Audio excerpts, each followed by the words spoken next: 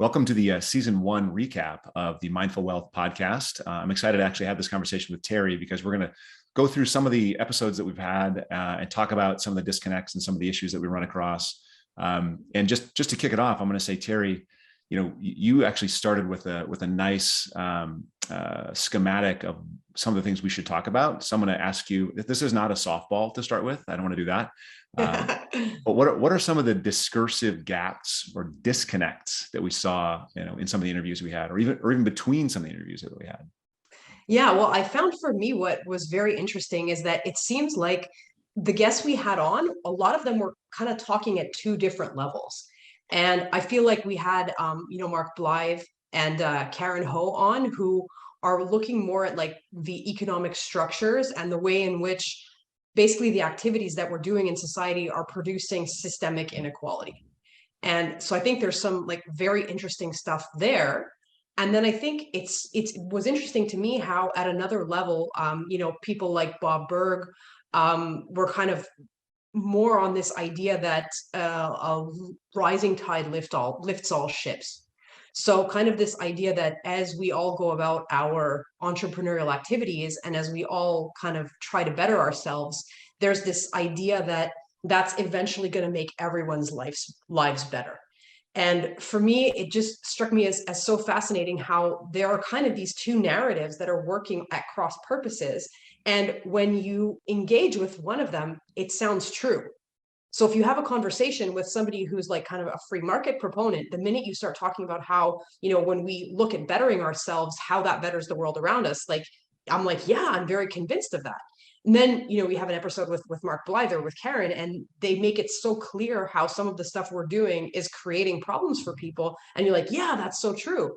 But how can those two things be true at the same time? And like, for me, that was just very interesting. I think that history and different political systems employing different economic systems, I think we sort of determined that a rising tide does lift all ships. And I think the issue is it doesn't lift them equally.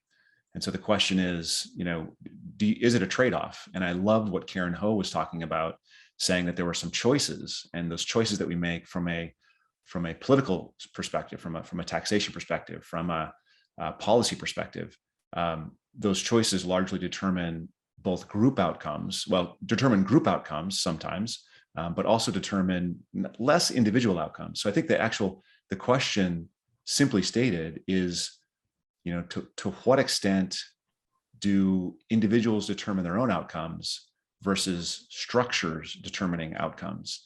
And what I find so fascinating is so many of the different people that we spoke to came down on different sides. Yeah. And I mean, I guess, what I would be curious about as like we move into the next season is there a way in which we can bridge the gap between those two things? Because, I think that especially like in entrepreneurial circles or people who are like on a quest to increase their personal wealth, I think that more of us want to do it in a way that's socially responsible, but it might be that we kind of don't know how. And so I guess, for me, it's just interesting to know how can you kind of make sure that whatever you're practicing personally is not creating destruction on a larger level, Yeah.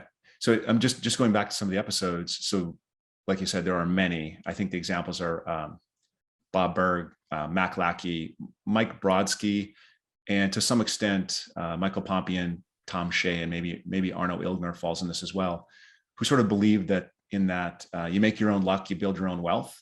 And then the other ones you mentioned were Mark Blythe and Karen Ho. And I think actually to some extent, if you listen to Bob Seawright and Gary Ray, they actually believe that there's structural challenges that need to be addressed to enable more people to make their own luck. In other words, there's some that believe that luck plays a much larger role than we want to admit. And it kind of comes down to this. Well, there's this thought I keep having, and it just seems to me that the people who are saying you make your own luck are already successful, and make your own luck becomes a euphemism for, work hard and you're going to be successful.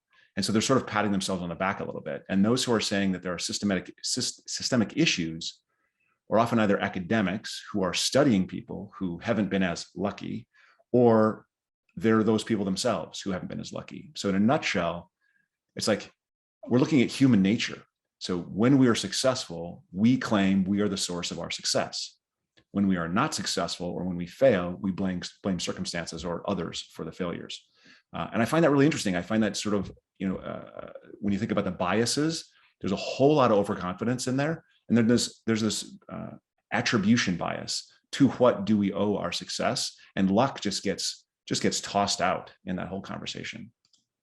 Yeah, no, I think you're very right. Like I remember having this conversation when I was an undergrad, I had a friend who was studying psychology, and like I think it's called the fundamental attribution error, Yeah. where people who are succeeding at something tend to say that it's as a result of their behavior, whereas people who, when they fail at something, try to look for kind of excuses or maybe more systemic or outside reasons for why that happens.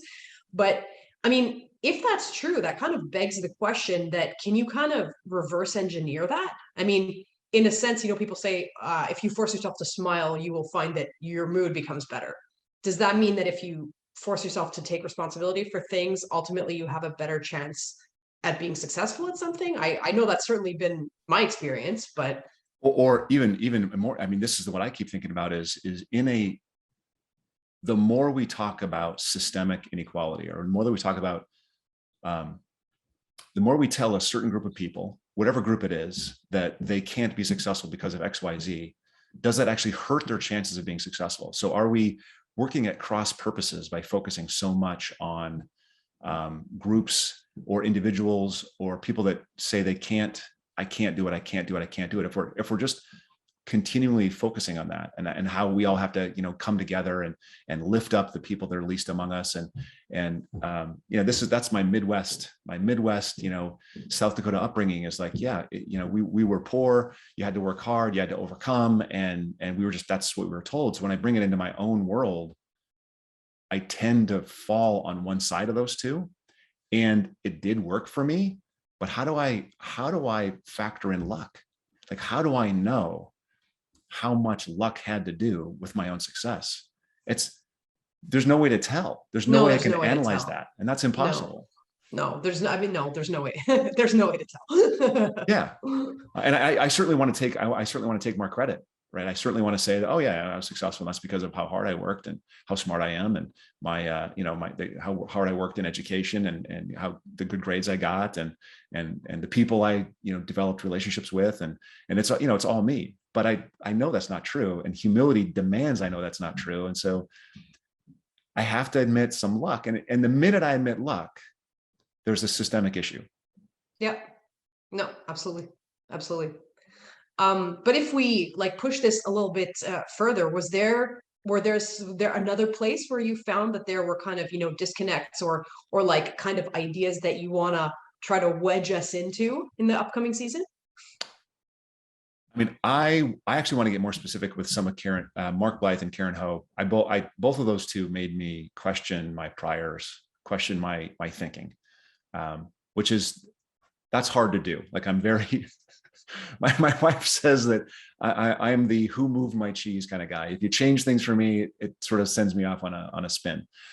So Karen Ho made the comment multiple times about, when you think about how systems are created. So you get a system like Canada, or a system like the US, systems that exist in South America or Northern Europe, they make a series of choices that end up with outcomes. And, in the US, we are unquestionably wealthy. We have ridiculous volumes of wealth in the US, but we also have a greater inequality. And so there's a choice in that. And I would like to go deeper on what are the choices that we're making, and sort of provide some light into some of the unquestioned choices. And I think that there's choices that we're questioning. Like right now, Biden and the Democrats are trying to push through Build Back Better. And Build Back Better is a shift in what and how we think about how we spend money socially, and where we tax. That's a change. Now, 15 years ago, I would have said, I'm opposed, like I'm against it, period. Hands down, no questions. Probably 5 years ago, I started asking questions. When I started to get more successful, I started thinking, well, and I continue reading the luck factors. I continue reading about this, and I go, well, there's nothing really special about me. Like, I work really hard and I do all those things. I do take some credit, but I know lots of other people that do the same thing. So I really want to know, what are the policy choices we're making that actually end in these different places? And with the vitriol coming from both sides of the aisle, it's very difficult. It's very difficult to figure out what are the real, academic evidence-based policy choices, because everyone you talk to is talking their book. Mm-hmm. But I wonder, like, and this goes right back to the very beginning of this season, when we interviewed, oh gosh, am I gonna have a blank on his name now? The media guy, Lance Noble. Lance Noble. There you go. When we talk about the way in which our mediascape has shifted with the advent of social media, and like I was having a conversation this morning about the fact that it's been only 10 years we have smartphones. Yeah. So, and that there's a kind of a discussion now of whether is it like a kind of a fait accompli that when you run so much of social discourse through the lens of social media, like, is it kind of inevitable that we end up with these, very polarized echo chambers where, people kind of go off on their own tangents, and a more cohesive discourse becomes, difficult. And I think that there's one thing is economic policy, and then maybe the ideology that like underscores that, and then there's the question of just the fact that society becomes more fractious when you filter it through the lens of these social media communications means that we have. And it's not, and part of it is not just benign self-selection. It's also intentional, motivating discourse. It's somebody is out there, pulling the levers and saying, "Here, you should read this." I mean, it blows my mind, the stuff that ends up in my "you should read this" Twitter feed. Like, it's stuff that I completely disagree with, and yet it's highlighted and brought to my attention. And I don't know if I must have clicked on something. I must have clicked on something at some point years ago that now brings this stuff to light. And I read, I'm like, what the heck is this? But it happens a lot.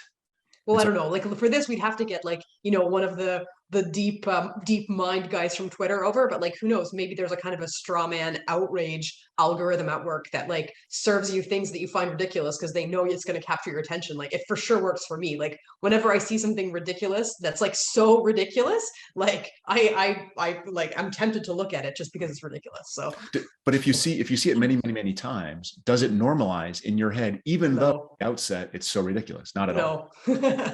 You're never like even remotely convinced. Well, because I mean, like, look, again, like, I think maybe we're not the foremost experts on this, but like, just anecdotally, like, if there was less of a straw man version of something, like take vaccine hesitancy, okay? Like, here there's like a very big divide on people who are like pro-vax and anti-vax, right? Really, just in Canada? That's yeah, I'm sure.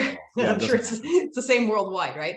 But like that, I think if you hear like a well thought out argument for either point of view, you can be like, oh yeah, okay, I can see how that makes sense, right? Like, there have been bad outcomes from vaccines, and like, whatever. I have a 5-year-old that just made the decision to vaccinate him, but like, that was 2 weeks of Googling and like looking up all the studies in Israel to make sure that like 5-year-olds are not having adverse reactions. And there is like there is some data out there that makes you think twice as a mom. Like, so if you hear a good version of an argument, it's not the same thing as hearing like a straw man argument of like somebody crazy who's like, doesn't want to vaccinate their kids against anything, right? So I think there's a way in which social media like kind of accentuates these fringe opinions where it becomes very obvious when it's like contrary to what you think, as opposed to like a well thought out, well argued opposing opinion. And what do you think about, and it just dawns on me that there's another piece of this, and that's the media got way ahead of our ability to understand the media. Like,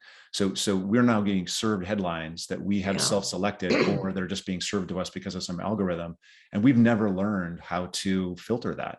And so I wonder if that's an education catch up. And again, maybe that's a Lance Noble question more than anything else, but it seems like we could go a little bit deeper on our sources of information and how we build our worldviews. And then that obviously brings in all the psychology of then when we're introduced with new information, how do we change opinions? So there's a lot of psychology. We could talk to a few psychologists in the next season. Yeah. And I definitely think like, that's something that Mark Blythe gets into a bit with Angrynomics, right? Like, I think there's an economics aspect to Angrynomics, but then, I think his co-author maybe tries to bring in a little bit more of like, how does that tie into populism? And, how does like economic discontent ends up being the backdrop of like a lot of political instability, but like information systems play in there as well, because you can do all sorts of things with propaganda, or like free media can accentuate all other kinds of things. And so, no, definitely, I think that's a good thread to pull on for the next season. What about, and what about, and I know that you liked this when it first happened, when Sonia Lyubomirsky, I'll never get that quite right. Sonia Lyubomirsky, when she talked about how only 10% of happiness is attributable to sort of wealth or material well-being. I think that's fascinating, because I think we spend about 90% of our time comparing wealth and comparing our financial ability. And that's really not the core of happiness. It's not the core of well-being. And so really peeling that back, I think, would be important as well, because, and then tying Sonia to Gary Ray. Gary, went from, I don't remember what it was, 18 years ago, being a tech, well, I know it'd be like, this was .com. So this 21, 22 years ago, he was working in tech companies in the .com era. And so if you worked in tech companies in the .com era, you basically got paid ridiculous amounts of money. And he said he didn't work very hard, but he hated it. And then he started working, he opened his retail game store. He had conversations with himself about what he wanted and what was important, what became enough to him. And when he got closer to enough and he really identified what it was, he got closer to that well-being. And it wasn't financial, because he made less money. He makes less money probably today than he did 22 years ago, but he's happier. He's closer to his son. He is, more well-adjusted. He's doing the things he loves. And that's well-being. Like it's amazing to me how once you get out, if you can step out of that, I'm measuring myself by my bank account, or I'm measuring myself by the size of my vacation, and get and start measuring yourself by what's important to you, which Gary has obviously done. Happiness and well-being is easier. You're more connected, which is, I think, what Sonia was talking about. Yeah, I should say Dr. Lyubomirsky.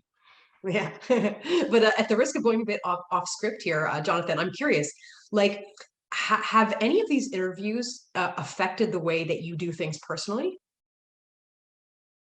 Wow, seriously, you're just going to go there? Oh, why not? Why not? Of course. So I mean, I'd say not yet. I mean, one of the things I do is as I cogitate, I bring it in and I think about it and I think about it and I think about it, and then it slowly seeps into life action. And you know this. I've gone through a huge change in my own business, and my change is going to be away from my own personal income producing and towards my educational, my desire to spread financial literacy. And so that's partially stimulated by the conversations with Karen and Mark Blythe. There are two economists that we got to speak to. And I love those conversations. I think those are very meaningful. And it really opened my eyes to some of the, I guess, unseen choices, and how I'd like to actually repair some of the things that I want to enable, I want to support, I want to empower, rather than talk about, this is why you can't, and this is why you can't. This is why I want to find ways that we can, and try to educate more people on that, and get myself out of it a little bit, because I'm obviously one of the lucky ones. So if I can train without me being the center, I think that's a huge positive. Mm-hmm. Yeah, well, I definitely, for me, like the Sonia episode was like a bit of a game changer, like I guess I assume that, I don't know, maybe like a lot of us assume that the material conditions of our existence are really like what is going to make you like, sit back at the end of the day and be like, oh, I'm pleased with what I did today. But the fact of knowing that, like, actually, like some of the things that often get sacrificed when you're like in that head in the trenches kind of focus on trying to like achieve some external marker of success, like you have it, one has a tendency to maybe not do those things that make you feel connected to your community, maybe let some of your relationships suffer, like basically value the things less that in the end up promoting well-being more. So I think that that really sunk in for me, and it's actually like turned into a change that's ongoing, but that like I definitely want to in 2022 bring more into how I do things. And that's actually, there's a ton. And one of the reasons I was less moved by that is because I've been reading that for years and years and years and years. But there's a ton of writers and a ton of authors and a ton of academics that are studying that kind of stuff, the importance of connection, the importance of the misplaced importance on financial well-being or financial topics as at the core of things, and so that we can bring some of those on for sure, and we can help you continue on this path towards improvement you personally. That can really what this is about is really us improving our own lives. That's what this is about. Yes, exactly. Another thing that's actually been impressive to me, and again, I knew Gary before he came on the show, but I've always been very impressed with his ability to cut out the crap. And I've been unable to do that myself. Like he cut out cable and that bill before that was cool, before other options were available. He said, no, I'm just going to rent my DVDs from, I think, Blockbuster at the time. And he stopped using that. He cut his expenses to, incredibly low for the Bay Area. And that was impressive to me always. And he was always still happy, and he's always having a good time. And so the ability to do that was very impressive. And him talking about enough to me was, I mean, if I could get somewhere, I haven't made changes yet, but I'm trying to make those changes. I'm trying to get there for sure. Yeah. I think one of the other things that I guess maybe I want to pull on, like maybe selfishly, but also because of the industry that I'm in, like, I think there's a lot of starting to be some talk in like the financial sector about kind of the stuff that Karen mentions. I would love to get some housing people on, because I think that, one of the things that I'm aware of as a real estate person, especially like a real estate person who works in a big urban area where there is a fair amount of income distribution, is that like the decisions that we as investors make, like obviously, and landlords obviously directly impact some of the poorer families and like, people who are maybe have a bit more of a precarious time. And I don't know what kind of initiatives there are to bridge some of those gaps or to think through some of those decisions. But I think that that's a whole other conversation, that if there could be a bit of that voice in the real estate industry, I think it would be socially very beneficial. Can you just pull that thread a little bit more and just get really specific about some of the decisions that you see? Because I'm less involved in real estate than I once was. So what are the decisions that you have to make that may affect your tenants? Yeah, well, I mean, for sure. I think especially people who are involved with, like, let's say middle to lower income housing, which ends up being a lot of landlords, because ultimately who are renters, unless you're renting in like a very, exceptional kind of a pool of transient people, like, university students or whatever. I think the pool of renters tends to be more on the low income spectrum. And so then there's basically like two kind of decisions. One is, when somebody ends up in some kind of trouble. So when people end up in financial trouble, then they're not paying their rent, or, they're like creating various problems that have to do with other social issues. Because like, it's very rare that a tenant wakes up in the morning and just decides to cause problems. Like, there are people who have difficult characters, but a lot of the time you can trace it back either to like mental health or addictions or cycles of poverty. Like, basically those three things are always manifest in the times when I've had to like go through evictions and, take people to court over rent non-payment and stuff like that.